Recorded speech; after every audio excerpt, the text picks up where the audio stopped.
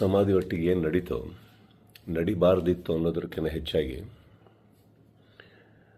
ಒಂದನ್ನು ಅರ್ಥ ಭಾಳ ಚೆನ್ನಾಗಿ ಮಾಡ್ಕೋಬೋದು ಇಲ್ಲಿ.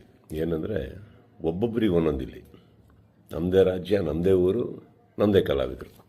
ಸೊ ಹೀಗಿರಬೇಕಾದ್ರೆ ನಾನೆಲ್ಲ ಅಭಿಮಾನಿಗಳಲ್ಲಿ ಕೇಳ್ಕೊಳ್ಳೋದು ಒಂದೇ, ಇನ್ನು ನಾವು ಓಡಾಡಿದ್ದಾಯಿತು, ನೀವುಗಳು ಓಡಾಡಿದ್ದಾಯಿತು, ಎಲ್ಲರಲ್ಲೂ ಮನವಿ ಮಾಡ್ಕೊಂಡಿದ್ದಾಯಿತು, ದಯವಿಟ್ಟು ಇದನ್ನು ಮಾಡಿಕೊಡಿ, ಸ್ವಲ್ಪ ನೋಡಿ. ಯಾಕಂದರೆ ಒಂದು ಅಳಿಲ್ ಶಕ್ತಿ ಬೇಕಾಗಿತ್ತು ಇದನ್ನು, ಈ ಸಮಾಧಿನ ಉಳಿಸ್ಕೊಳ್ಳೋದಕ್ಕೆ.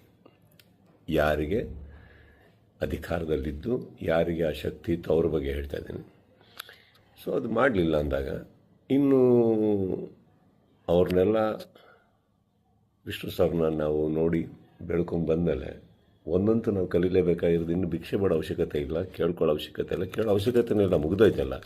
ಮಾಡಾಗಿದೆ, ಮಾಡಬೇಕು ಅಂತ ಇದ್ದಿದ್ರೆ ಇಷ್ಟೊತ್ತಿಗೆ ಮಾಡಿರೋರು. ಮಾಡಿಲ್ಲ ಅಂದಮೇಲೆ ಎಲ್ಲರೂ ಒಂದು ಅರ್ಥ ಮಾಡ್ಕೊಳ್ಳಿ, ಯಾರು ಏನು ಹೇಗೆ ಎತ್ತಿಟ್ರು ಇದು ನಾವೇ ಅಂತ ತೋರಿಸ್ಕೊಟ್ಟಾಗಿದೆ. ಇನ್ನು ಇದರಲ್ಲಿ ನೀವು ಅರ್ಥ ಮಾಡ್ಕೊಳ್ಳೋಕೆ ಎಷ್ಟಿದೆ ಅರ್ಥ ಮಾಡ್ಕೊಂಬಿಟ್ಟು ಇನ್ನು ನಾವೇನು ಮಾಡಬೇಕು ಅಂತ ನೋಡೋಣ.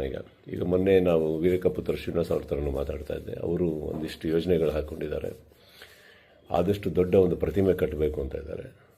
ಅದನ್ನು ಮಾಡೋಣ, ಬೆಟರ್ ಅಲ್ಲ? ಅದನ್ನು ಮಾಡೋಕ್ಕೆ ನನ್ನ ಸಂಪೂರ್ಣ ನಾನೇನು ಮಾಡಬೇಕು ಖಂಡಿತ ನನ್ನ ಕಡೆಯಿಂದ ನಾನು ಮಾಡೇ ಮಾಡ್ತೀನಿ.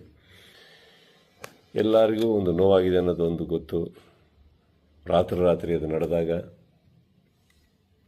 ಹೇಳಿತನವೂ ಹೌದು, ಮಾಡಿದವ್ರದ್ದು ಬಿಡಿ. ಆ್ಯಂಡ್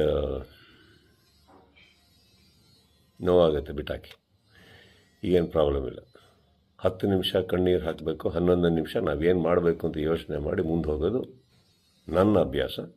ನೀವೆಲ್ಲರೂ ಅದೇ ಮಾಡ್ತೀರ ಅಂದ್ಕೊಂಡಿದ್ದೀನಿ. ಕೈ ಚಾಚಿದ್ದು ಸಾಕು, ಇನ್ನೇನು ಮಾಡಬೇಕು ನಾವು ಮಾಡೋಣ. ಜೈ ವಿಷ್ಣು ಸರ್.